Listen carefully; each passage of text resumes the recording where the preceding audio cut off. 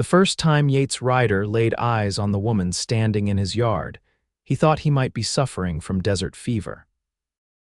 In the 7 years since he'd settled on this rocky patch of Montana territory, 1882 had already proven to be the most unforgiving, and now the heat was apparently making him see things.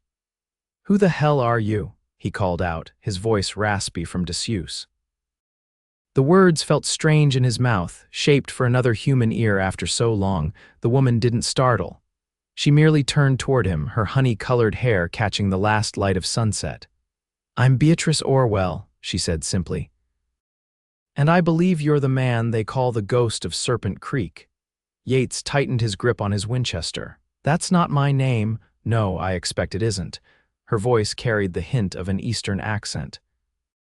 "But when you only speak to your horse for years on end, people start making up all sorts of things." The Palomino mare beside him snorted, as if confirming the woman's words. Shadow had been his sole confidante since the war, since Rebecca, since everything. "Whatever you're selling, I'm not buying," Yates said, beginning to turn away. "Town's 15 miles east." "I'm not selling anything, Mr. Ryder. I've come about the bounty." That stopped him. He looked back at her, really looked this time. She wore a sensible traveling dress, dusty from the trail but of good quality. A small revolver was holstered at her hip, not hidden but not flaunted either. Her face was sunburned across the cheeks and nose, but her eyes were clear and direct. "What bounty?" he asked, though he already knew. "The one on Luther Blackwater. I understand you're the only person who's ever tracked him and lived." Yates felt his chest tighten, 7 years of silence shattered by a name he'd tried to forget.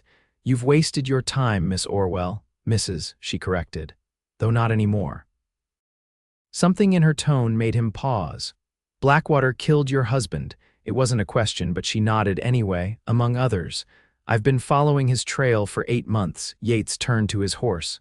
"Shadow, what do you make of this?" The mare flicked her ears forward, regarding the woman with intelligent eyes.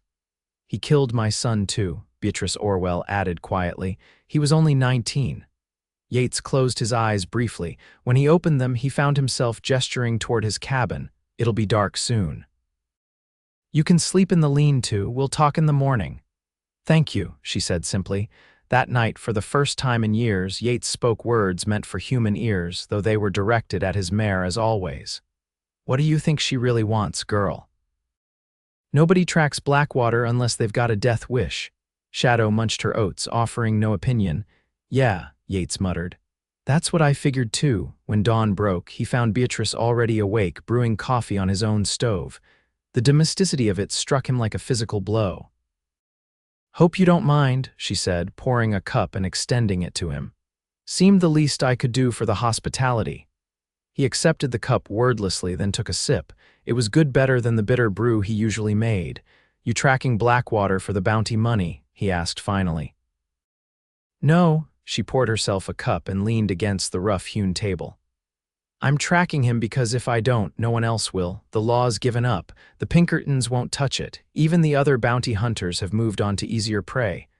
For good reason. Luther Blackwater's killed more men than cholera. I know. I've counted 27 confirmed deaths." Yates raised an eyebrow. "You've done your research." "I was a schoolteacher before everything. Research comes naturally." She took a careful sip of her coffee. "I know you tracked him as far as the Devil's Backbone. I know you exchanged gunfire. And I know he left you for dead with 2 bullets in your chest." Unconsciously, Yates's hand rose to the scars beneath his shirt. "Then you know why I won't help you." "I know why you should." He shook his head. "I buried that life a long time ago, Mrs. Orwell. And I buried my husband and son." Her voice remained steady, but her knuckles whitened around her cup. "I'm not asking you to kill him for me. I'll do that myself. I just need to know where to find him." "And then what?" "You shoot him and ride off into the sunset. It's not that simple." "Nothing ever is, Mr. Ryder." He studied her face, the determination in her eyes, the set of her jaw. "You'll die," he said bluntly, "perhaps, but I'll die trying to set something right." Yates drained his coffee cup and set it down with a thud. "I've got work to do." He walked out, letting the door bang behind him. In the corral, Shadow greeted him with a soft nickering. He stroked her neck, finding comfort in the familiar routine. Woman's got a death wish, he told the mayor. Blackwater would gut her before she could draw that little pop gun she's carrying. He spent the morning mending fence, all the while aware of Beatrice moving about his property. She'd unsaddled her own horse, a sturdy bay gelding, and turned him out in the corral with Shadow. The two horses seemed to get along well enough, which irritated Yates for reasons he couldn't articulate. Around midday, he returned to find a simple meal laid out: beans, biscuits, and some kind of dried fruit he didn't recognize. "I hope you don't mind," Beatrice said. "I took the liberty of preparing lunch. You planning on paying rent with cooking?" he asked, if necessary. She met his gaze evenly. "I'm not leaving until you tell me what I need to know." He sat down heavily. "Stubborn woman, so I've been told." They ate in silence, but it wasn't the comfortable silence Yates was accustomed to. This silence had weight, expectation. It demanded to be broken. "How'd you find me?" he asked finally. "An old marshal in Wyoming, Johnson was his name, said you were the best tracker he'd ever seen. Said if anyone knew how Blackwater's mind worked, it'd be you." Yates snorted. "Johnson talked too much. He said you'd say that." A hint of a smile touched her lips. "He also said you were as stubborn as a mule with a toothache." Despite himself, Yates felt the corner of his mouth twitch. "Johnson would know. He said you saved his life once." Other way around, Beatrice set down her fork. "Mr. Ryder, I'm not going away. I've come too far and I have nothing left to lose." Yates studied her across the table. In the full light of day, he could see the fine lines around her eyes, the streak of silver at her temple that belied her otherwise youthful appearance. She wasn't young, probably in her mid-30s, not much younger than his own 38 years, but there was a vitality to her that he'd long since lost. "Blackwater's dangerous," he said, knowing the words were inadequate. "So am I in my way." He doubted that, but he admired her conviction. "Last I heard, he was running with the Cassidy gang up near the Canadian border. That was 2 years ago. He's not there now. He's been moving south. There was a stagecoach robbery near Fort Benton 3 months ago that bears his signature. And a ranch burning in Idaho Territory 6 weeks after that." Yates frowned. "You've been tracking him." "As best I can, but I'm always a step behind. And what makes you think I can help you get a step ahead? Because you know him, you know how he thinks." She leaned forward. "And because I think you want him dead as much as I do." The accusation hung in the air between them. Yates pushed back from the table and walked to the window, staring out at the distant mountains. For years, he'd told himself he'd made peace with his failure to bring Blackwater to justice. He'd convinced himself that his new life, solitary, simple, was enough. "I'll think about it," he said finally. Beatrice seemed to recognize it was the most she would get from him for now. "Thank you." That afternoon, Yates rode out to check on his small herd of cattle, taking Shadow as he always did. The familiar rhythm of the horse beneath him usually cleared his mind, but today his thoughts kept circling back to Beatrice Orwell and her impossible quest. "What do you think, girl?" he asked Shadow as they crested a rise overlooking the valley. "Am I a fool for even considering this?" The mare flicked her ears back, listening. "Yeah, I know, opening old wounds, but seeing her there in my house." He trailed off, not quite able to articulate the strange feeling that had come over him. It had been so long since he'd shared space with another person, so long since anyone had looked him in the eye and expected a response. When they returned to the cabin, Beatrice was sitting on the porch step, a book open on her lap. The sight was so unexpected, so domestic, that Yates nearly pulled Shadow to a halt. Instead, he continued to the barn and took his time unsaddling, brushing down his horse with methodical strokes. "I hope you don't mind," Beatrice said when he finally emerged. She held up the book. "I found it on your shelf, Wordsworth." "It was my wife's," he said before he could stop himself. Something flickered in Beatrice's eyes, understanding, perhaps. "You were married a lifetime ago." She closed the book gently. "How did she die? Who says she died? A man who speaks only to his horse for years doesn't have a living wife somewhere." Yates leaned against the porch post. "Influenza, winter of 75, I'm sorry." He nodded once, accepting the condolence. "My Thomas, my husband, he loved poetry too," she offered. "He used to read to me in the evenings after Benjamin had gone to bed." The mention of her dead son's name seemed to catch in her throat, and Yates found himself wanting to ease her pain somehow. It was an unfamiliar impulse after so many years of self-imposed isolation. "Supper," he suggested awkwardly. She nodded, and they went inside. The routine of meal preparation felt strangely companionable, with Beatrice moving around his kitchen as if she belonged there. They didn't speak much, but the silence had lost some of its earlier tension. After they ate, Yates found himself lingering at the table rather than retreating to the porch as he usually did. Beatrice had taken out a small journal and was making notes, her handwriting neat and precise. "What are you writing?" he asked. She glanced up, seemingly surprised by his interest. "Everything I know about Blackwater, his habits, his patterns, the people he's been known to associate with. I've been compiling it for months." "May I?" He held out his hand and she passed him the journal. Yates leafed through the pages, impressed despite himself. Beatrice had created a detailed dossier on Luther Blackwater more comprehensive than anything the law had ever assembled. She'd noted weapons preferences, known aliases, even the brands of cigarettes he favored. "This is thorough," he said, handing it back. "Like I said, I was a teacher. Organization comes naturally. A school teacher planning a murder." She didn't flinch at the word. "Justice, call it what you will, the end's the same." "Yes," she agreed, "it is." They fell silent again, but Yates found himself studying her openly now. In the lamplight, her features were softer, the determination in her eyes tempered by something more vulnerable. "How old was your boy?" he asked suddenly. Pain flashed across her face, but she answered steadily. 19. He'd just started working at the bank with his father. They were together when Blackwater came. "I'm sorry," Yates said, the words feeling inadequate. "Yes, so am I." She closed her journal. "I should let you rest, thank you for the meal." After she'd gone to the lean-to, Yates sat alone at the table for a long while, turning over thoughts he'd believed long buried. Finally, he went to a trunk in the corner of the room and unlocked it with a key he kept around his neck. Inside, beneath a folded Union Army uniform, lay a badge he hadn't worn in 7 years. He picked it up, feeling its weight in his palm. U.S. Marshal, it read. He'd once believed in what it stood for. Outside, he could hear Shadow moving restlessly in the corral. The mare had always been sensitive to his moods. "What do you think, old girl?" he murmured, though the horse was too far away to hear. "Am I really considering this madness?" The next morning, Yates woke before dawn as usual. He built up the fire and put coffee on to boil, then stepped outside to check on the horses. To his surprise, Beatrice was already up, brushing down her gelding with practiced strokes. "You're an early riser," he commented. "Farm daughter," she replied without looking up. Never could break the habit. Yates leaned against the corral fence, watching her work. "Where'd you grow up?" "Ohio. My father had a wheat farm near Columbus." She gave the horse a final pat and turned to face him. "And you?" "Here and there, mostly Kentucky until the war." "Union side," she noted. It wasn't a question.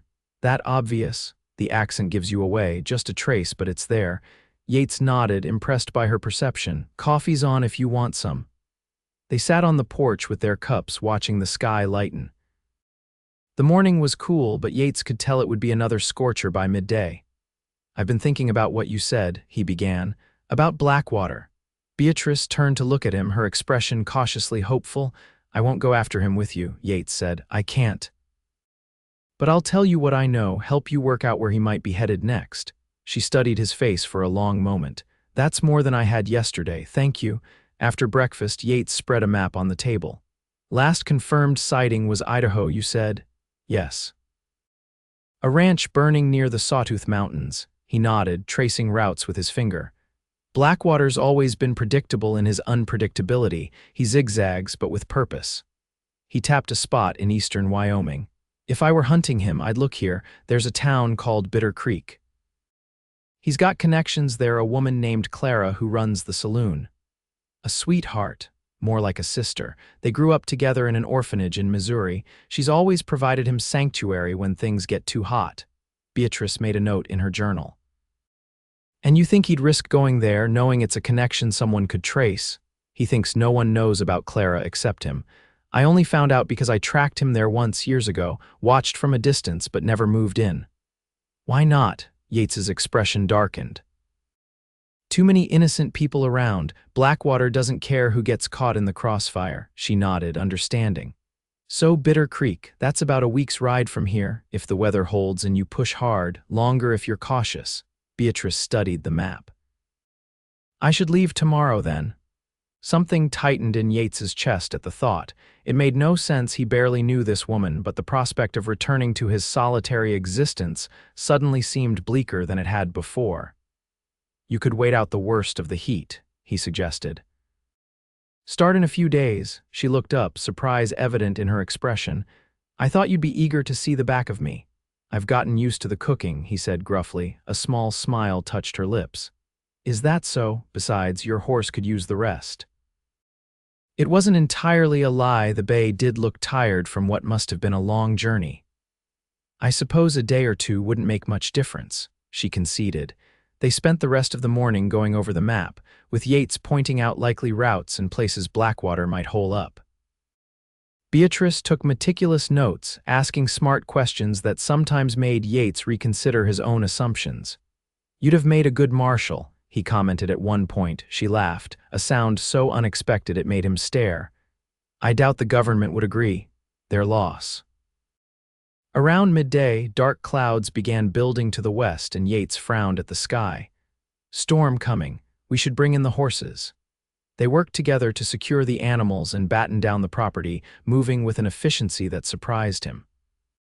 Beatrice knew her way around a ranch, that much was clear. The storm hit just as they finished, driving them inside with a sudden fury of wind and rain. Thunder cracked overhead, making the cabin's timbers creak. "That was close," Beatrice said, pushing wet hair from her face. Yates busied himself building up the fire. "These mountain storms can turn dangerous quick. Best to stay put until it passes." She moved to the window, watching the rain lash against the glass. "It's beautiful in its way." He glanced at her, struck by the profile she presented, strong but somehow wistful, backlit by the storm-darkened afternoon light. "I suppose it is." They passed the hours as the storm raged, talking more than Yates had in years. He learned that Beatrice had taught school for 15 years before marrying Thomas Orwell, a banker 12 years her senior. She'd had her son late, at 30, and had raised him with books and ideas that had sometimes put her at odds with the more practical-minded townspeople of the small Colorado community where they'd settled. "Benjamin was like me," she said, a sad smile touching her lips. "Always with his nose in a book. Thomas used to say we were two peas in a pod. Smart kid. Too smart for his own good sometimes. He argued with his father about the bank's security measures the week before." She trailed off, the memory clearly painful. He was right, as it turned out. The safe wasn't adequate. Yates didn't press for details. He knew the broad strokes of Blackwater's methods, the violence, the almost theatrical cruelty he inflicted on his victims. "What about you?" Beatrice asked after a while. "You said you were a marshal. How does a lawman end up a recluse in the Montana wilderness?" Yates stared into the fire. "Failed at the job, simple as that." "Blackwater," he nodded. "I tracked him for 2 years, got close once, too close. He killed my partner and left me for dead." Unconsciously, his hand went to his chest where the bullet scars lay. "By the time I recovered, the trail was cold. The service wanted to assign me a new partner, send me after bank robbers in Kansas. I turned in my badge instead and came here. Eventually, drifted for a while first. Tried drinking myself to death for a spell, but turned out I wasn't very good at it." He offered a humorless smile. "Bought this place when the previous owner died of mountain fever. Been here ever since. Alone. Except for Shadow." Beatrice regarded him thoughtfully. "And you speak only to her. Horses are better listeners than most people, and they don't talk back." That too. The storm continued into the evening, too fierce for Beatrice to return to the lean-to. Yates insisted she take his bed while he made do with a bedroll near the fire. As he lay listening to the rain pound the roof, he found himself acutely aware of her presence in the small cabin. It had been so long since he'd shared his space with another person that even the sound of her breathing seemed loud in the darkness. Mr. Ryder." Her voice came softly from the other side of the room. "Yates," he corrected. "Might as well use my given name if we're going to be trapped together by this storm." A pause. "Yates, then, I was wondering, do you ever regret it, giving up the badge, I mean?" He considered the question longer than he might have expected. "Sometimes, not the job itself, but the purpose it gave me, the sense that what I did mattered. It matters to the people you help. Doesn't feel that way when the bad ones keep getting away." Another pause. "Do you think I'm foolish for going after him?" Yates turned onto his side, facing the direction of her voice, though he couldn't see her in the darkness. "I think you're braver than most men I've known. Doesn't make it any less dangerous. I'm not afraid to die. That's what worries me." The words hung in the air between them, more revealing than he'd intended. Yates rolled onto his back again, uncomfortable with the intimacy of the conversation. "Good night, Mrs. Orwell," he said firmly, a soft sigh. "Beatrice, please, and good night, Yates." The storm blew itself out by morning, leaving behind a washed, clean world that sparkled in the early light. Yates rose early, as was his habit, and found Beatrice already up and making breakfast. "You don't have to do that," he said. "I know, I want to." She flipped a pancake with practiced ease. "It's nice to cook for someone again." Yates hesitated, then moved to help, setting the table with his mismatched plates and utensils. The domesticity of it struck him again, how quickly she'd inserted herself into his routines, how natural it felt to move around the small space with her. After breakfast, they went outside to assess any damage from the storm. A section of the corral fence had come down, and one of the barn's shutters hung askew. They worked together to make repairs, falling into an easy rhythm that required little conversation. "You're good with tools," Yates observed as Beatrice skillfully replaced a broken hinge. "Farm daughter, remember? My father believed in practical education for both his sons and his daughter." "Smart man, he was." She tested the shutter, nodding with satisfaction when it swung freely. "Though my mother thought he was raising me to be unmarriageable. No man wants a wife who can outshoot him, she used to say." Yates raised an eyebrow. "You shoot well enough." A hint of mischief touched her eyes. "Care to find out how well?" They spent the afternoon at improvised target practice, setting up tin cans on fence posts at varying distances. Beatrice proved to be more than competent with her small revolver, hitting the targets with consistent accuracy. "Not bad," Yates admitted after she'd knocked down 5 cans in succession. "High praise coming from you." She reloaded smoothly. "Your turn." Yates drew his Colt with the fluid motion of long practice, firing rapidly. 6 cans fell in quick succession, the sound of the shots echoing across the valley. Beatrice whistled low. "Now I see why they made you a marshal." "Fast doesn't always mean accurate," he said, though he felt a twinge of pride at her approval. "In your case, it seems to mean both." She holstered her weapon. "Will it be enough against Blackwater?" The question sobered him. "Blackwater doesn't fight fair, never has. He'll shoot a man in the back as soon as look at him." "Then I won't give him my back." Yates shook his head. "It's not that simple. It has to be." Her expression hardened. "I didn't come all this way to fail." He studied her face, seeing the determination there, but also the pain that drove it. "Revenge won't bring them back, you know. I don't expect it to, but it might let them rest easier." She turned away, her shoulders stiff.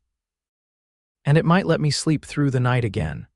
Yates didn't know what to say to that. He understood the need for justice or vengeance or whatever name she wanted to give it. He'd felt it himself, had nearly been consumed by it in the months after his partner's death. But he'd also seen what that kind of obsession could do to a person. "Come on," he said finally. "Let's check the west pasture. Storm might have scattered the cattle." They rode out together, Yates on Shadow and Beatrice on her bay gelding. The land stretched out before them, vast and beautiful in the afternoon light. They found the cattle mostly where they should be, though a few had wandered into a neighbor's land and needed to be driven back. Working together made the task easier than Yates was used to. Beatrice was a skilled rider, anticipating the cattle's movements and heading off potential problems before they developed. By the time they turned for home, the sun was beginning to set, painting the sky in shades of gold and crimson. "It's beautiful here," Beatrice said as they rode side by side. I can see why you stayed. It has its moments. Do you ever get lonely? The question caught him off guard. Not usually, he said, though even to his own ears the answer sounded hollow. Beatrice seemed to hear the lie but didn't challenge it. I was lonely even before I lost them, she admitted. Thomas was a good man but preoccupied with the bank, and Benjamin was growing up, finding his own interests. I sometimes felt like I was fading into the background of their lives. And now I'm defined by their absence. She looked out at the horizon. Sometimes I wonder if I'm chasing Blackwater because I don't know who I'd be without that purpose. The honesty of the confession struck Yates deeply. He recognized in her words an echo of his own experience, the way grief could become an identity, a reason for being when all other reasons had failed. I understand that, he said quietly. She glanced at him, a look of genuine connection passing between them. I thought you might. That evening, they sat on the porch watching the stars emerge. Yates had found a bottle of whiskey, a rare indulgence, and they passed it between them, taking occasional sips. The night was cool but not cold, perfect for sitting outside. Will you go with me? Beatrice asked suddenly. Yates turned to look at her, surprised. To Bitter Creek, she nodded, her eyes reflecting the starlight. Just to find him. What happens after, that's my burden to bear. He should say no, he knew that. Getting involved in her vendetta could only end badly, and yet. Why me? He asked instead. You seem capable enough on your own. Because you know him, and because, she hesitated. Because I trust you. I can't explain why, but I do, trust. The word hung between them, weighted with meaning. How long had it been since anyone had trusted Yates, since he'd trusted himself? I'll think about it, he said, the same answer he'd given before. But this time he knew he was already decided. They sat in companionable silence for a while longer. When Beatrice finally rose to retire to the lean-to, she paused beside his chair. Thank you, she said softly, for listening. For not dismissing me as a madwoman on a fool's errand. Before he could respond, she leaned down and pressed a light kiss to his cheek, then quickly disappeared into the darkness. Yates sat frozen, his skin tingling where her lips had touched it. A rush of emotions he'd thought long dead stirred within him, desire, certainly, but also a tenderness that was almost painful in its intensity. What do you think of that, Shadow? He murmured to his horse, who stood dozing by the corral fence. The mare flicked an ear in his direction, but offered no opinion. For the first time in years, Yates found himself wishing for a different kind of conversation, one that might help him understand the confusion in his heart. The next morning, Yates woke with his decision made. He found Beatrice at the stove, her back to him as she stirred something that smelled like oatmeal. I'll go with you, he said without preamble. She turned, surprise and then relief washing over her face. You're sure? No, he admitted, but I'm going anyway. A smile broke across her features, transforming her in a way that made his breath catch. Thank you, Yates. Don't thank me yet, we still have to find him, and when we do, he left the sentence unfinished. When we do, I'll handle it. Her expression grew serious again. I don't expect you to bloody your hands for my sake. Yates doubted it would be that simple, but he nodded anyway. We'll leave tomorrow at first light, need to make arrangements for the cattle first. They spent the day preparing for the journey. Yates rode to his nearest neighbor, an old trapper named Ellis, who occasionally helped out in exchange for fresh beef. Ellis agreed to check on the herd every few days, though he raised an eyebrow at the news that Yates was traveling with a woman. Don't say it, Yates warned. Ellis raised his hands in mock surrender. Wasn't going to say nothing. About time you rejoined the land of the living, if you ask me. Nobody asked you. Still true. The old man grinned, revealing tobacco-stained teeth. She pretty? Yates glared at him. That's a yes, then. Ellis chuckled. Don't worry, I'll keep an eye on things. You just take care of yourself out there. World's gotten meaner since you last rode through it. It was always mean, Yates replied, just better at hiding it sometimes. Back at the cabin, he found Beatrice packing supplies with methodical efficiency. She'd taken inventory of his pantry and made a list of what they would need for the journey. Hope you don't mind, she said when he commented on her thoroughness. Old habits. I don't mind. In fact, he was impressed. Most men he'd ridden with weren't half as organized. By evening, they were ready. Bedrolls were packed, horses were fed and rested, and weapons were cleaned and loaded. They sat at the table sharing a simple meal, the anticipation of tomorrow's departure creating a strange energy between them. "Are you nervous?" Beatrice asked. Yates considered the question. "Not about the riding, about what happens if we find him." "Yes," when she corrected. "When we find him." He studied her across the table. "You really believe that, don't you? That it's certain?" "I have to." She met his gaze steadily. "Doubt is a luxury I can't afford." After dinner, Yates took out a small wooden box he kept on a high shelf. Inside was a tarnished U.S. Marshal's badge and a folded piece of paper. "This is the last known likeness of Blackwater," he said, handing her the paper. "It's several years old, but his eyes won't have changed." Beatrice unfolded the paper to reveal a crude wanted poster. The sketch showed a man with sharp features, a prominent scar running from his left eye to the corner of his mouth, and eyes that seemed to glare from the page with cold malevolence. "I've seen a more recent poster," she said, "but this is clearer, those eyes." She shuddered slightly. "I see them in my nightmares. They have that effect." Yates took the poster back, folding it carefully.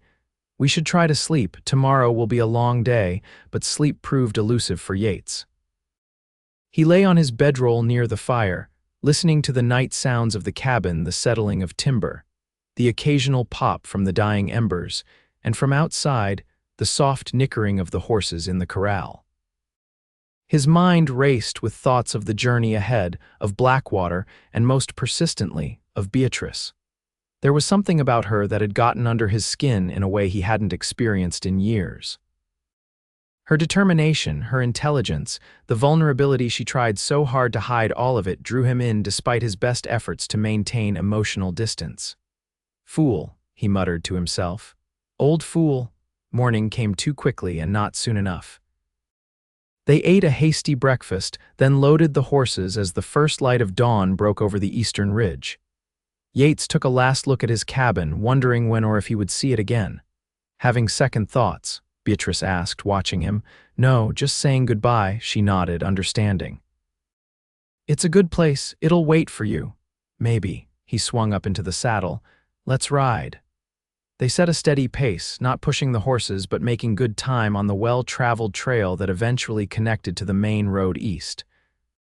By midday, they'd left Yates's land far behind, entering territory he rarely visited anymore. The country changed gradually as they rode, the dense pine forests giving way to more open terrain, rolling hills dotted with sage and juniper.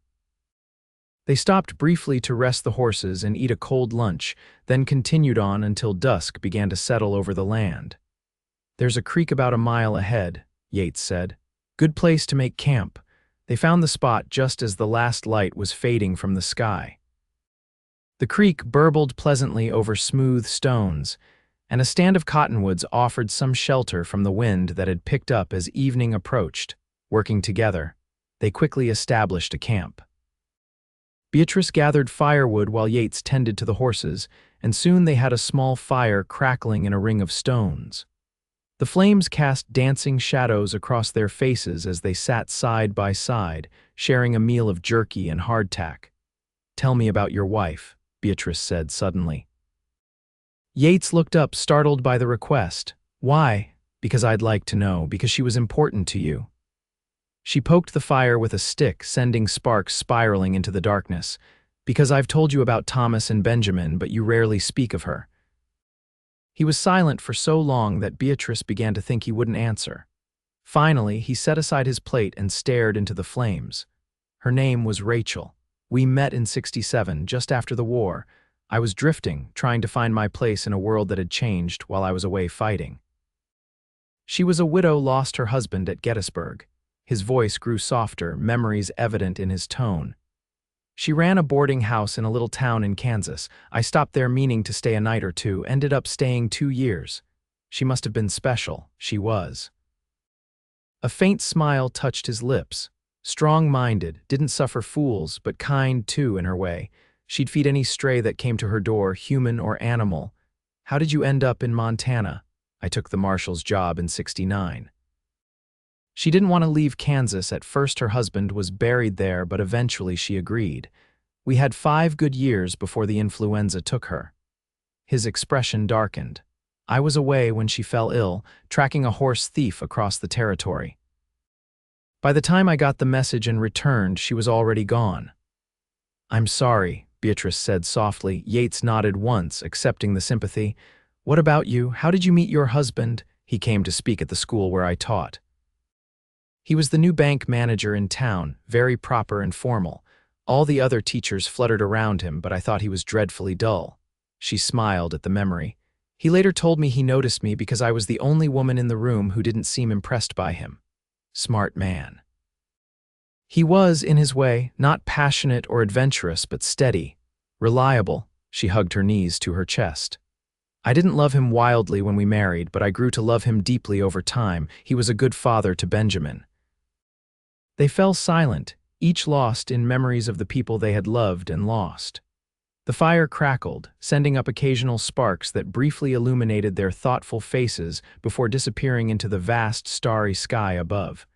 We should sleep, Yates said eventually. We've got a long ride tomorrow.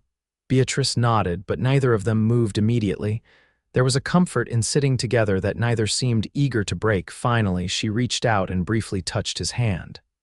Thank you for telling me about Rachel, for coming with me. He turned his palm up, catching her fingers in his. The gesture was simple but somehow intimate, a connection that transcended words. Sleep well, Beatrice, he said, releasing her hand after a moment that seemed both too brief and too long. You too, Yates. They settled into their bedrolls on opposite sides of the fire, but Yates found himself acutely aware of her presence, the sound of her breathing, the occasional rustle as she shifted position. It had been so long since he'd slept in the company of another person that the experience felt both foreign and strangely familiar, like returning to a place once well known but long forgotten. Morning came with a heavy mist that clung to the ground, obscuring the landscape in a ghostly white shroud. They broke camp quickly, eager to make progress before the heat of the day set in. As they rode, Yates found himself watching Beatrice more often than was strictly necessary. She sat her horse with natural grace, her back straight, her hands confident on the reins. The morning light caught in her hair, turning the honey-blonde strands to gold. More than once, she caught him looking and raised an eyebrow in silent question, but he merely shrugged and turned his attention back to the trail. They crossed into Wyoming territory late in the afternoon of the 3rd day. The landscape grew rougher, more desolate, with jagged rock formations jutting from the earth like the bones of some ancient creature. Bitter Creek is still 2 days' ride, Yates said as they made camp that night. Maybe 3 if the weather turns. Beatrice nodded, rubbing her shoulder where the strain of riding was beginning to tell. And when we get there, what then? We watch, listen. Clara's place, the Silver Spur Saloon, is where we'll start. If Blackwater's been through recently, someone will know. And if he's there. Yates's expression hardened. Then we need to be very careful. He rarely travels alone these days. That night, a chill settled over the land and they built the fire larger than usual. Even so, Beatrice shivered in her bedroll, the thin blanket inadequate against the unexpected cold. Here, Yates said, noticing her discomfort. He unrolled his own blanket and added it to hers. Take this. But you'll freeze, she protested. I've slept in worse conditions. He settled back against his saddle, pulling his coat tighter around him. Beatrice hesitated, then lifted the edge of the doubled blankets. This is foolish. There's room enough for both of us to stay warm. Yates stared at her, momentarily speechless. Don't look so scandalized, she said with a hint of amusement. I'm suggesting practicality, not impropriety. After a moment's consideration, he moved to join her, careful to maintain a respectful distance as they arranged the blankets over them both. Even so, he was acutely aware of her warmth beside him, the faint scent of her hair, the rhythm of her breathing. Better, she asked. Yes, he admitted, though better wasn't quite the right word for the conflicting sensations coursing through him, comfort warring with a tension that had nothing to do with the cold. They lay in silence for a while, both pretending to drift toward sleep while remaining stubbornly awake. Finally, Beatrice spoke, her voice so soft he had to strain to hear it. "I haven't slept beside another person since Thomas died." The confession hung in the air between them, vulnerable and honest. Yates swallowed hard, then offered his own truth in return. "Nor have I, since Rachel." She shifted slightly, turning to face him, though it was too dark to see more than the outline of her features. "Does it feel strange to you too, like something forgotten suddenly remembered?" "Yes." He didn't trust himself to say more. Her hand found his in the darkness, fingers intertwining with a gentle pressure that conveyed understanding without words. They stayed that way, connected but not embracing, until sleep finally claimed them both. Yates woke at first light to find Beatrice still beside him, her head having come to rest against his shoulder during the night. For a long moment, he didn't move, unwilling to disturb the peaceful expression on her sleeping face. There was an intimacy to the moment that both unnerved and pleased him, a reminder of human connection he'd denied himself for too long. Finally, she stirred, her eyes fluttering open to meet his. A faint blush colored her cheeks as she realized their position, but she didn't pull away immediately. "Good morning," she said softly. "Morning." His voice came out rougher than he intended. They separated with a reluctance neither acknowledged, each busying themselves with the morning's tasks, building up the fire, preparing a simple breakfast, checking on the horses. But something had shifted between them, a boundary crossed that couldn't be uncrossed. As they rode that day, Yates found himself thinking of Rachel, not with the sharp pain that had characterized his grief for so long, but with a gentler melancholy, a recognition that she would always be part of him while no longer defining his every moment. It was a strange realization, both liberating and frightening. "What are you thinking about?" Beatrice asked, bringing her horse alongside his. He considered deflecting the question, but found himself answering honestly. "Rachel, and how grief changes over time," she nodded, understanding. "It never goes away completely." "No, but maybe it doesn't have to consume everything." He glanced at her. "What about you? Do you still feel consumed by it?" "Most days, yes." She looked out at the horizon. "But there are moments, brief ones, when I can remember them with something closer to peace than pain. They're becoming more frequent, those moments." "That's good." "Is it? Sometimes I feel guilty for not hurting as much as I did at first, as if I'm betraying their memory by finding any kind of—" "I don't know, not happiness exactly, but less misery." Yates understood that sentiment all too well. "I think the people we loved would want us to live, really live, not just exist, perhaps." She gave him a small, sad smile. "But first, there's Blackwater." The reminder of their purpose sobered them both. They rode on in silence, each lost in their own thoughts as the miles passed beneath their horses' hooves. That evening, they camped near a rocky outcropping that provided some shelter from the wind. As they sat by the fire, Yates pulled out his map. "We're here," he said, pointing to a spot. "Bitter Creek is about a day's ride southeast. We should approach carefully, maybe circle around and come in from the north instead of taking the main road." Beatrice studied the map. "Is Blackwater likely to have lookouts? If he's there, yes." "He's paranoid, and with good reason. There's been a price on his head for 15 years. Not high enough, apparently." Yates folded the map. "No amount would be high enough for some lawman to risk facing him. He's killed 7 marshals that I know of, probably more. Yet you tracked him alone." "I was younger then and more foolish," she raised an eyebrow. "And now, are you wiser or just more cautious?" "Both, I hope." He poked at the fire with a stick. "Beatrice, when we find him, you need to be prepared for what might happen." "I am prepared. I've been preparing for nearly a year." "Not for killing, you've made your intentions clear enough on that score. I mean for the possibility that things won't go as planned, that you might not get the clean shot you're hoping for, that he might get away, or worse." Her expression hardened. "He won't get away." "You can't be certain of that." "I can, because I won't let him." She touched the revolver at her hip. "I've practiced every day. I can hit a target at 50 yards. It's different when the target shoots back," Yates interrupted gently. "When there's fear and confusion and maybe innocent people in the way, when your hands are shaking because you're looking into the eyes of the man who killed your family." Beatrice fell silent, her gaze dropping to the fire. "You think I'll hesitate?" "I think it's natural to hesitate." even for someone as determined as you. And you, will you hesitate? It was the question he'd been avoiding since agreeing to accompany her. Would he step in if necessary? Would he do what he had failed to do 7 years ago? I don't know, he admitted. I hope it doesn't come to that. They went to sleep that night with an uneasiness between them, the reality of their mission casting a shadow over the connection they'd begun to form. This time, they did not share blankets, though the night was cold enough to justify it. The next day dawned clear and crisp, a perfect autumn day that belied the tension they both felt as they approached Bitter Creek. As planned, they circled wide around the town, approaching from the north where the terrain provided better cover. They left the horses concealed in a stand of trees about a half-mile from town and proceeded on foot, moving cautiously through the sparse vegetation. From their vantage point on a small rise, they could see the town spread out below a single main street lined with wooden buildings, a church steeple rising at one end, and at the other, a 2-story structure with a painted sign that reads Silver Spur Saloon. There it is, Yates murmured.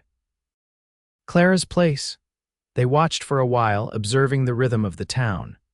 It was a quiet place with only occasional movement on the streets, a woman hanging laundry, a man leading a horse to the smithy, a couple of children playing some game with sticks and a hoop. Doesn't look like much, Beatrice commented. That's why it's perfect for someone like Blackwater, small enough to spot strangers, remote enough that news travels slowly.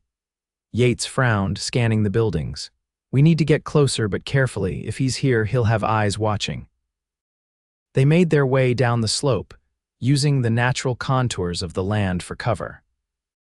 At the edge of town, they separated Yates, heading for the livery stable where he might gather information without attracting too much attention, while Beatrice took a more direct approach, walking openly into town as if she were merely a traveler passing through.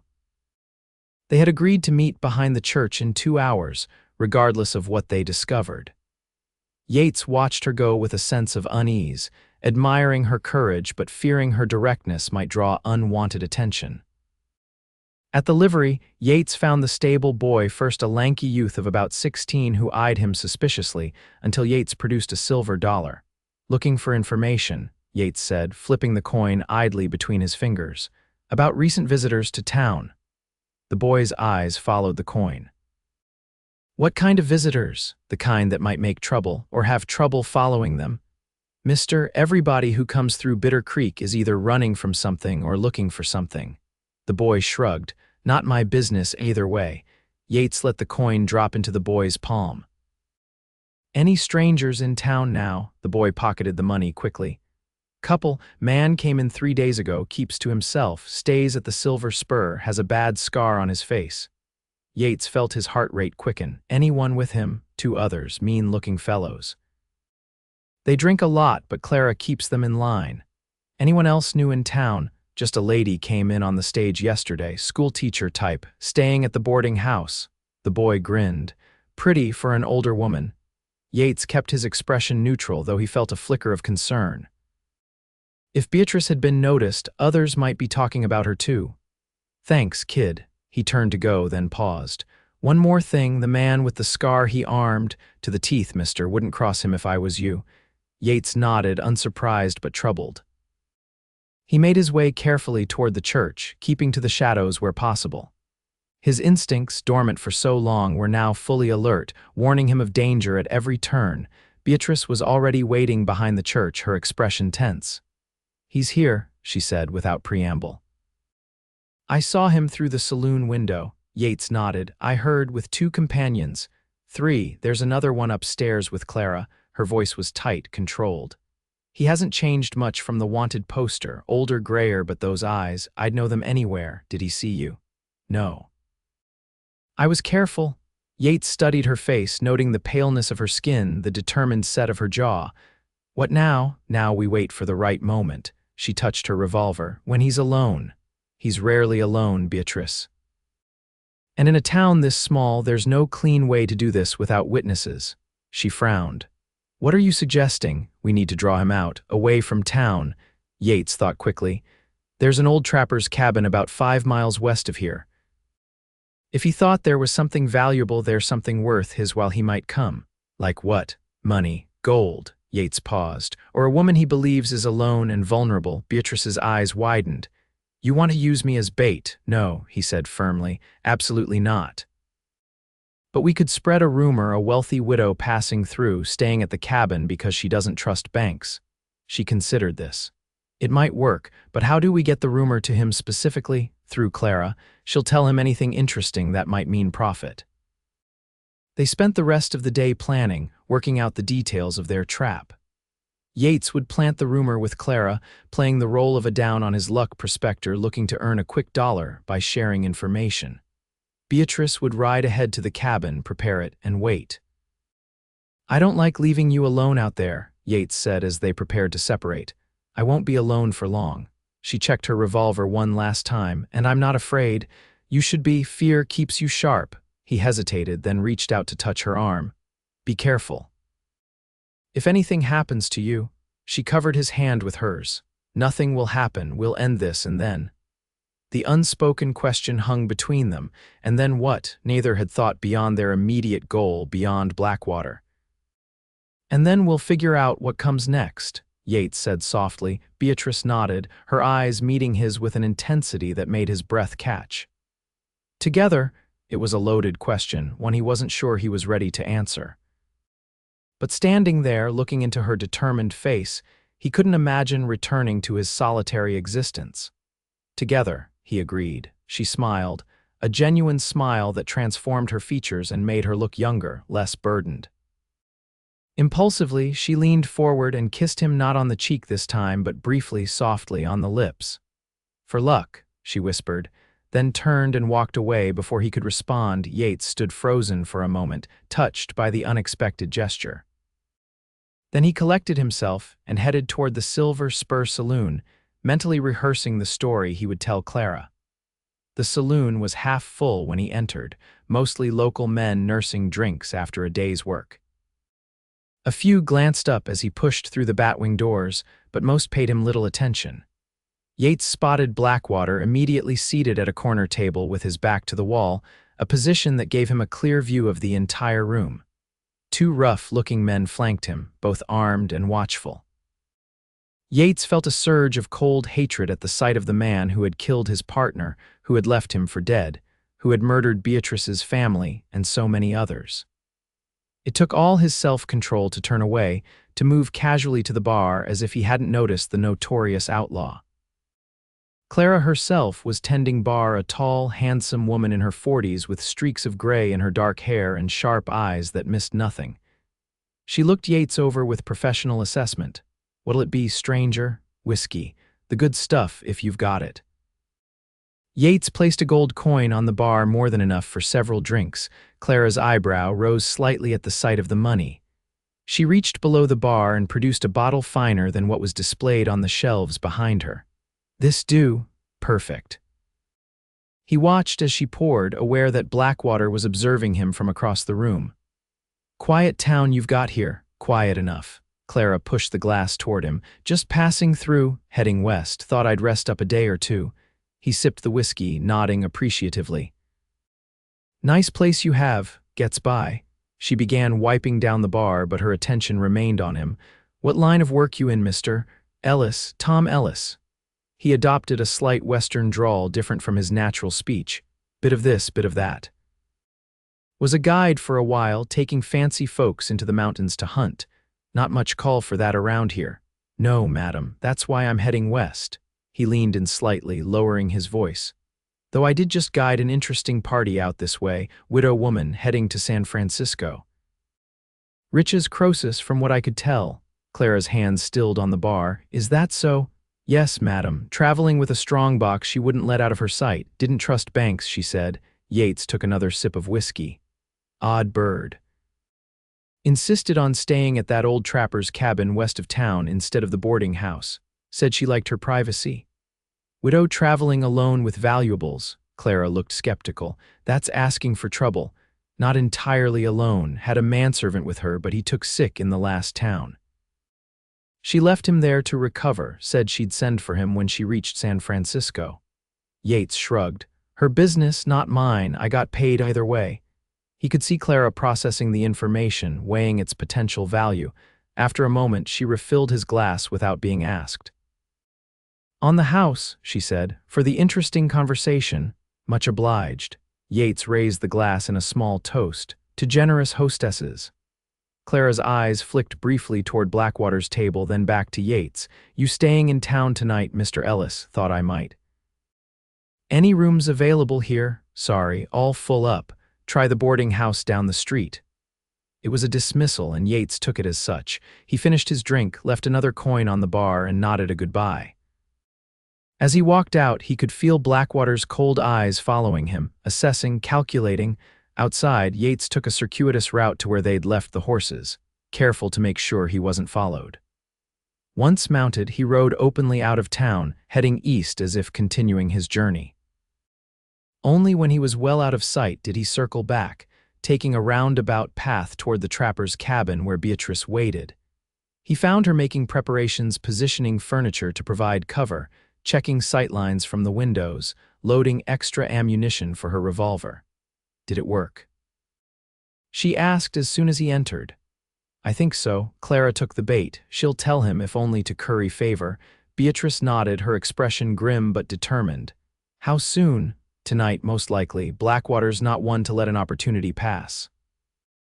Yates moved to the window, studying the approaches to the cabin. "We need to be ready for anything. He won't come alone." "I'm counting on it." There was a cold edge to her voice that Yates had never heard before. "His men will die too, if necessary." Yates turned to look at her, concerned by the hardness in her tone. "Beatrice, don't." She met his gaze steadily. "Don't tell me to show mercy to men who show none. Don't ask me to be better than they are, not today." He understood her anger, shared it, even but feared what it might cost her. Killing changed a person, even when justified. He had seen it happen too many times, had felt it happen to himself. "Just remember why we're doing this," he said finally. "Justice, not vengeance." "Is there a difference?" she asked quietly. Yates had no answer for that. Perhaps there wasn't, not really. Not when the pain ran so deep. They settled in to wait, checking and rechecking their weapons, speaking little. The tension between them had transformed, no longer the tentative, budding attraction of earlier days, but something sharper, more urgent. A recognition, perhaps, that everything could change in the next few hours, for better or worse. As dusk fell, Yates positioned himself near a window where he could watch the approach to the cabin. Beatrice took up a similar position at the other window, her revolver ready. "When they come," Yates said softly, "let me call them out first. Make it clear we know who they are, what they've done." "Why?" "Because they should know why they're dying." Beatrice nodded once, accepting his reasoning. "And if Blackwater runs, he won't get far." Yates checked his rifle one last time. Not this time. The waiting was the hardest part, the strain of listening for every sound, of peering into the gathering darkness for any sign of movement. Hours passed, and Yates began to wonder if their plan had failed, if Blackwater had seen through the ruse. Then, just as the moon rose over the distant hills, Yates spotted them, 3 riders approaching slowly, cautiously from the direction of town. "They're coming," he whispered. 3 of them. Blackwater and his men. Beatrice moved to his side, peering through the window. "I see them." They watched as the riders dismounted some distance from the cabin, tethering their horses to a scrubby pine. The men conferred briefly, then separated, 2 circling toward the back of the cabin, while Blackwater himself approached the front door directly. "He's coming to the door," Yates murmured. "The others are going around back. Get ready." Beatrice positioned herself to the side of the door, pressed against the wall where she wouldn't be immediately visible to anyone entering.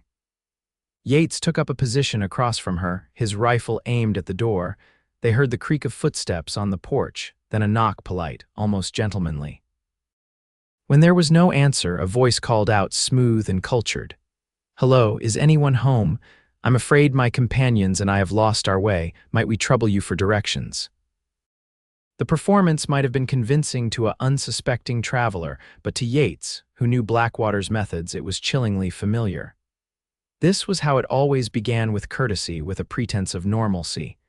The violence would come later, sudden and brutal. Another knock, more insistent this time. "Hello, is anyone there?" Yates caught Beatrice's eye and nodded. "It was time. Come in, Blackwater," he called out, his voice steady. "We've been expecting you." A long silence followed, then the door burst open, kicked inward with explosive force. Blackwater stood framed in the doorway, a revolver in each hand, his scarred face twisted in a snarl. "Who the hell?" he began, then froze as recognition dawned. "Ryder, been a long time," Yates said, his rifle trained on Blackwater's chest. "You look older." Blackwater's eyes darted around the cabin, assessing the situation with the quick calculation of a predator. "Not dead after all. I'm almost impressed." "Drop the guns," Yates ordered.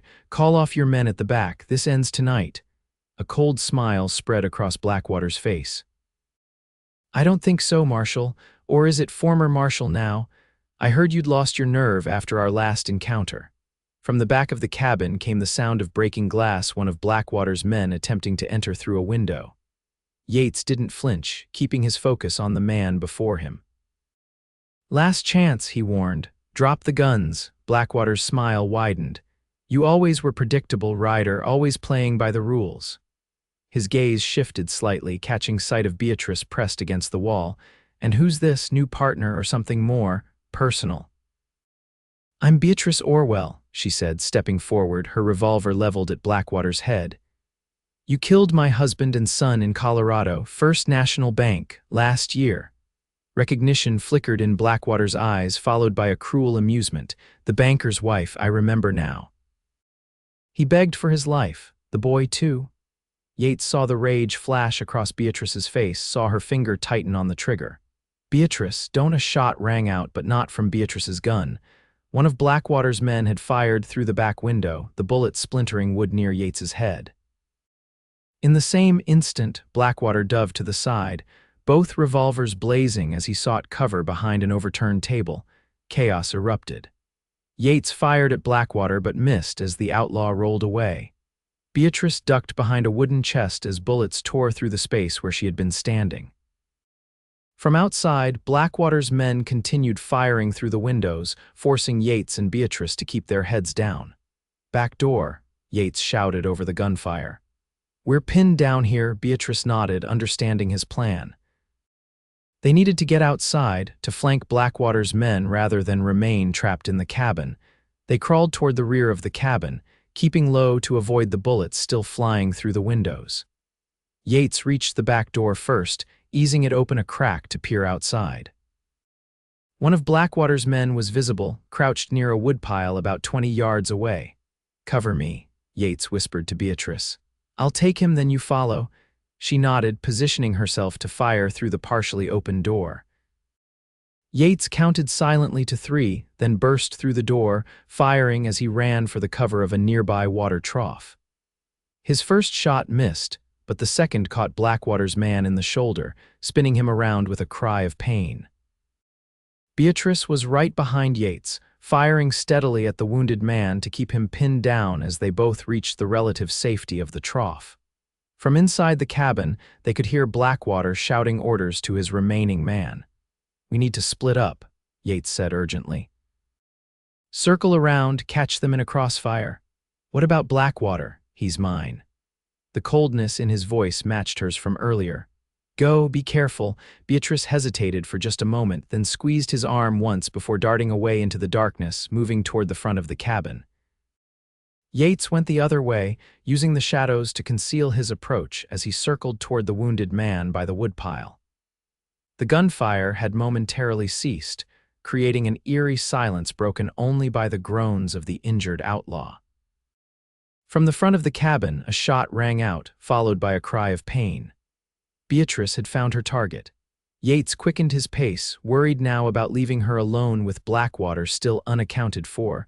The wounded man by the woodpile saw him coming and raised his pistol, but Yates was faster. 2 shots, center mass, and the man collapsed without another sound. More gunfire from the front of the cabin, a rapid exchange this time. Yates ran, fear driving him forward. He rounded the corner just in time to see Beatrice locked in a deadly dance with Blackwater himself. They were circling each other in the open area before the cabin, both firing and seeking cover in an almost rhythmic pattern.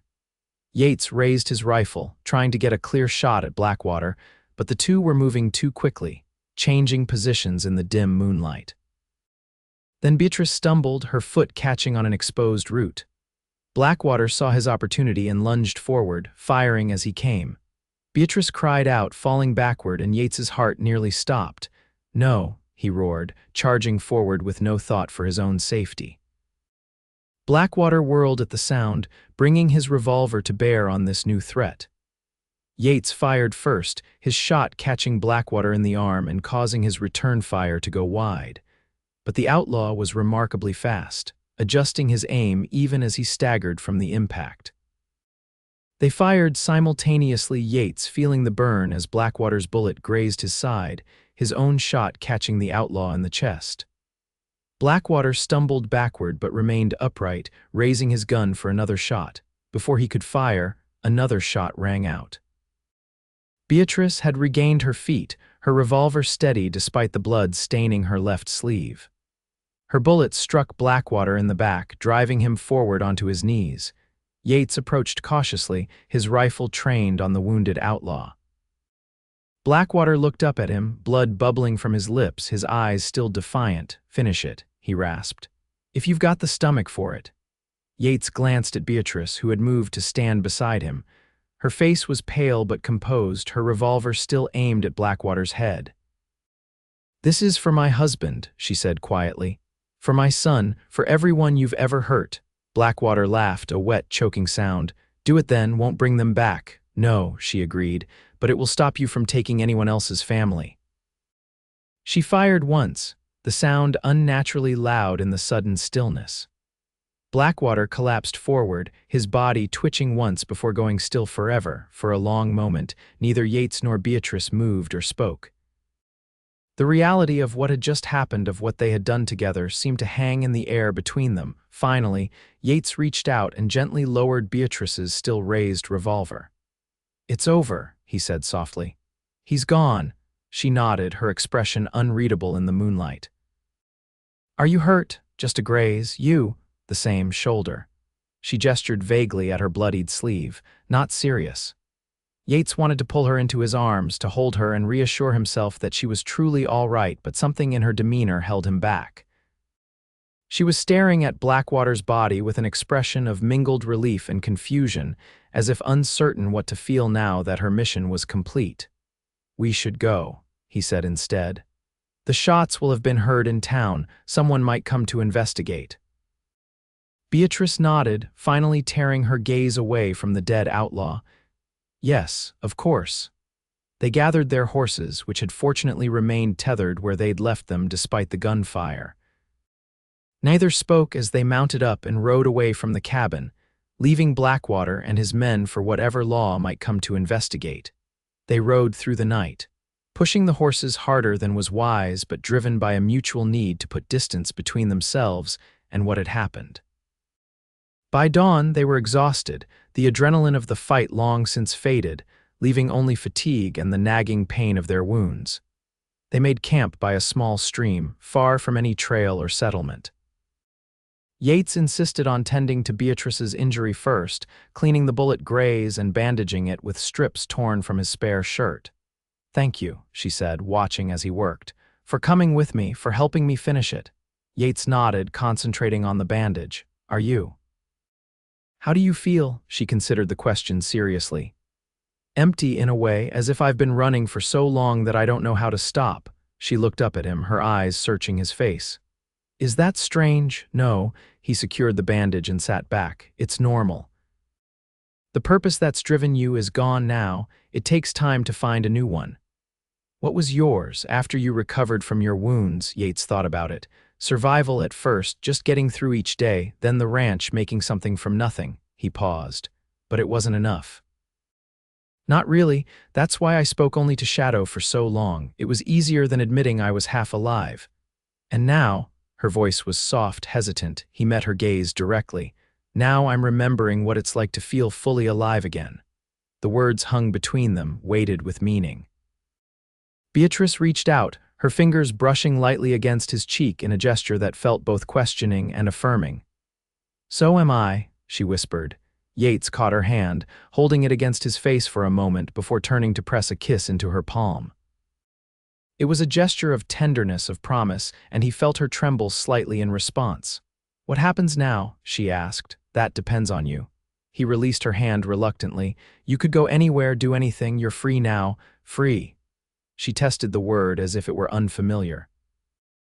"I'm not sure I remember what that feels like." "You will, in time." She studied his face, her expression open and vulnerable in a way he hadn't seen before. "Would you? Would there be room at your ranch for someone else?" The question caught him off guard, though perhaps it shouldn't have. They had grown close during their journey, sharing confidences and developing a bond that transcended their shared purpose.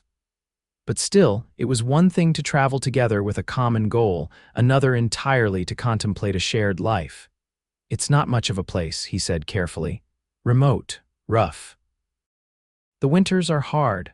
I'm not afraid of hard work or solitude," she smiled slightly, "though perhaps a bit less solitude than you're accustomed to." The image of Beatrice in his cabin, making it a home rather than merely a place to exist, was suddenly vivid in Yates's mind. It was a future he hadn't allowed himself to imagine until this moment. "I'd like that," he said finally. "Very much." The relief and joy that bloomed across her face made his heart tighten in his chest. Impulsively, he leaned forward and kissed her, not the brief touch they had shared before, but a real kiss, deep and searching. She responded with equal fervor, her arms coming around his neck as she pressed closer. When they finally broke apart, both slightly breathless, Yates rested his forehead against hers. "We should probably take this slowly," he murmured. Beatrice laughed softly.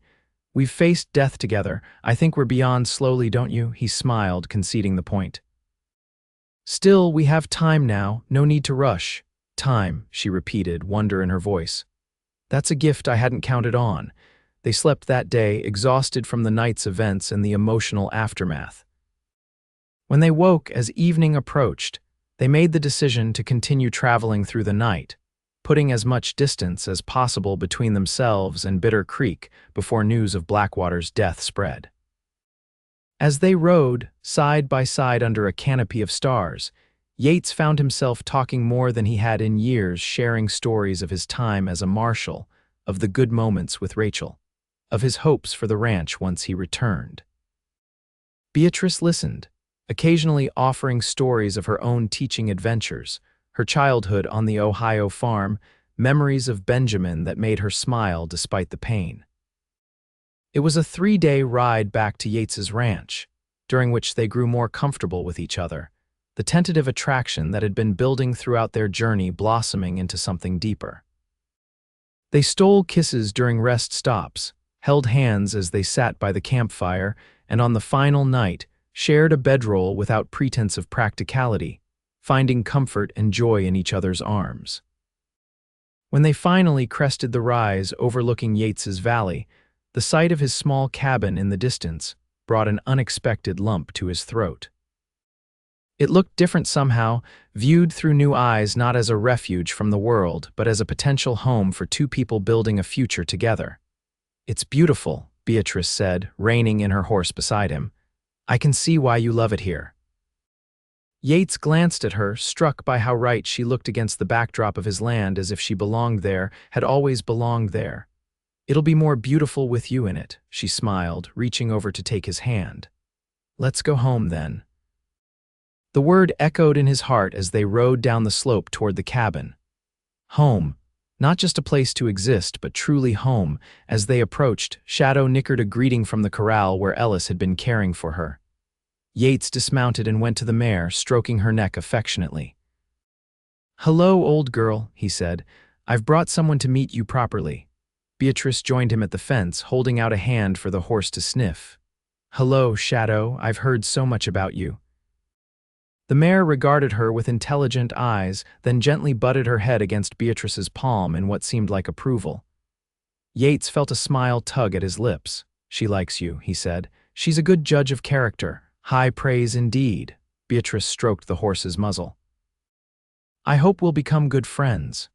Inside the cabin, everything was as they had left it, though Ellis had clearly kept things tidy in their absence. Beatrice moved about the space with growing familiarity, setting down her few belongings as if she'd lived there for years rather than days. "We should thank your neighbor," she said, examining the fresh supplies Ellis had left on the table. "He's been very thoughtful." "Tomorrow," Yates agreed. "Tonight I just want to be here with you." He moved to stand behind her, wrapping his arms around her waist and pulling her back against his chest. She leaned into him with a contented sigh, her hands coming to rest over his. "I never expected this," she murmured. "When I set out to find Blackwater, I thought it would be the end of something, not the beginning." Yates pressed a kiss to her temple. "Life has a way of surprising us." "Yes." She turned in his arms to face him, her expression serious yet hopeful. "Yates, I know this has happened quickly, and I wouldn't blame you if you wanted to take more time before." He silenced her with a gentle kiss. "I've spent 7 years hiding from life, Beatrice. I don't want to waste another day. I love you. I think I started falling in love with you the moment you answered when I'd grown used to silence." Tears welled in her eyes, but her smile was radiant. "I love you too, more than I thought possible after everything." They held each other in the fading light of day, both marveling at the unexpected gift they'd found in each other, a second chance at happiness, at building a life together. 5 years later, Yates stood on the porch of the expanded cabin, watching as Beatrice led their 3-year-old daughter around the corral on Shadow's back. The old mare, now semi-retired, was gentle as always with little Rachel, who squealed with delight each time the horse broke into a slow trot. "Careful, Rachel," Beatrice called, though her tone was more indulgent than worried. "Hold on to the saddle horn like Papa showed you." "I am, Mama," the child called back, her small face alight with joy. "Shadow and I are being very careful." Yates smiled, his heart full as he observed his family. The past 5 years had brought more happiness than he'd ever thought possible after the darkness that had preceded them. He and Beatrice had married within months of returning to the ranch, in a simple ceremony performed by the circuit preacher with only Ellis as witness. Little Rachel had come along 2 years later, named for Yates's first wife, with Beatrice's full blessing, a gesture of honoring the past while embracing their future together.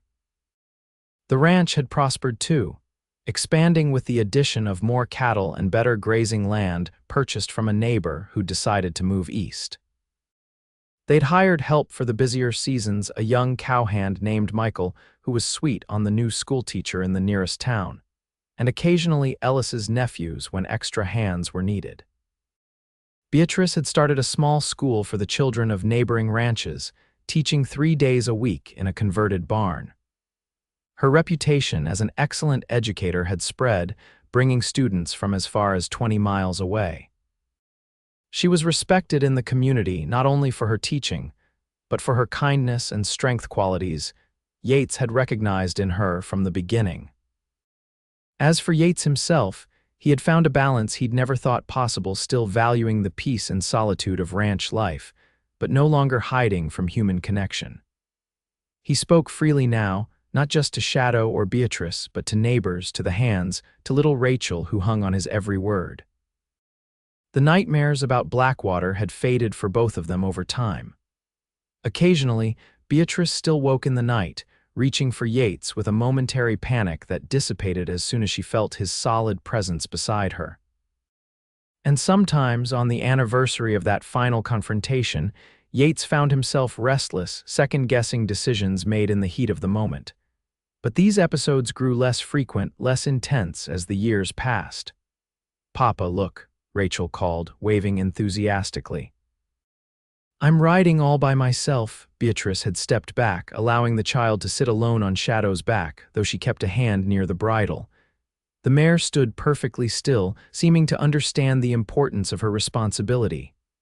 "I see you, sweetheart," Yates called back. "You're a natural, just like your mama." Beatrice looked up at him, her smile as warm and genuine as it had been on their wedding day. The years had added a few more strands of silver to her honey blonde hair, a few more laugh lines around her eyes, but to Yates, she grew more beautiful with each passing season. As the sun began to set, Casting long shadows across the ranch yard, Beatrice lifted Rachel down from Shadow's back and led the mare toward the barn.